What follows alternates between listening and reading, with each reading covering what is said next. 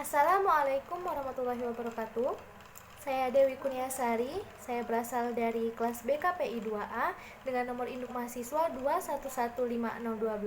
Saya berasal dari program studi Bimbingan dan Konseling Pendidikan Islam Fakultas Tarbiyah IAIN Syekh Abdurrahman Siddiq Bangka Belitung. Nah, di sini saya akan menjelaskan materi mengenai fungsi dan tujuan komunikasi antar pribadi sebagai tugas UTS Komunikasi Antar Pribadi dengan dosen pengampu yaitu Ibu Miska Zulfa, SPDI MA. Nah, berdasarkan teorinya, fungsi komunikasi ini terbagi menjadi 4, yaitu yang pertama fungsi sosial komunikasi. Nah, dalam fungsi sosial komunikasi ini, jika seseorang tidak berkomunikasi di sebuah masyarakat, maka dianggap tersesat dalam pergaulan sosial. Nah, hal ini disebabkan karena dengan berkomunikasi, manusia bisa mendapatkan petunjuk untuk mengetahui situasi yang sedang terjadi. Nah, dalam fungsi sosial komunikasi ini terbagi lagi menjadi 3, yaitu yang pertama sebagai pembentukan konsep diri. Nah, yang kedua sebagai penyataan eksistensi diri, dan yang ketiga yaitu untuk kelangsungan hidup, memupuk hubungan, serta mendapatkan kebahagiaan. Nah, fungsi yang kedua yaitu fungsi ekspresif. Nah, dalam fungsi ekspresif ini merupakan fungsi yang dimana bertugas untuk menyampaikan perasaan dan pesan komunikasi secara ekspresif melalui pesan verbal maupun nonverbal. Nah, yang ketiga yaitu fungsi ritual.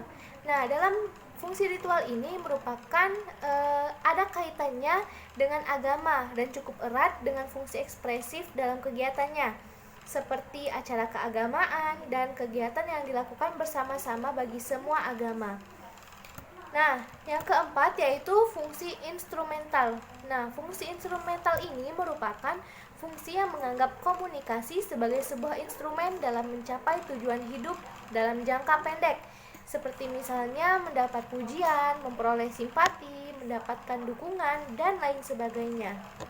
Nah, selain itu juga ada beberapa nih fungsi komunikasi antar pribadi, yaitu antara lain yang pertama membentuk identitas diri, yang kedua memahami diri dan orang lain, yang ketiga mengembangkan hubungan interpersonal, yang keempat sebagai menyesuaikan diri, yang kelima mengurangi ketidakpastian, yang keenam memperoleh informasi, yang ketujuh mempengaruhi orang lain, dan yang kedelapan yaitu mendeteksi kebohongan. Nah, selain fungsi dari komunikasi antar pribadi, ada juga nih tujuan dalam komunikasi antar pribadi, yaitu diantaranya yang pertama bertujuan untuk mengungkapkan perhatian kita kepada orang lain. Nah, yang kedua bertujuan untuk menemukan diri sendiri. Yang ketiga bertujuan untuk menemukan dunia luar.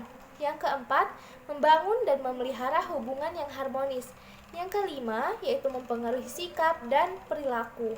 Selanjutnya bertujuan untuk mencari kesenangan atau sekedar menghabiskan waktu. Nah, yang selanjutnya juga yaitu bertujuan untuk menghilangkan kerugian akibat salahnya dalam berkomunikasi. Dan yang terakhir bertujuan untuk memberikan bantuan ataupun konseling. Nah, mungkin ini saja penjelasan materi dari saya mengenai fungsi dan tujuan komunikasi antar pribadi. Apabila banyak kesalahan saya mohon maaf, dan kepada Allah saya mohon ampun. Saya akhiri, wabillahi taufiq wal hidayah. Wassalamualaikum warahmatullahi wabarakatuh.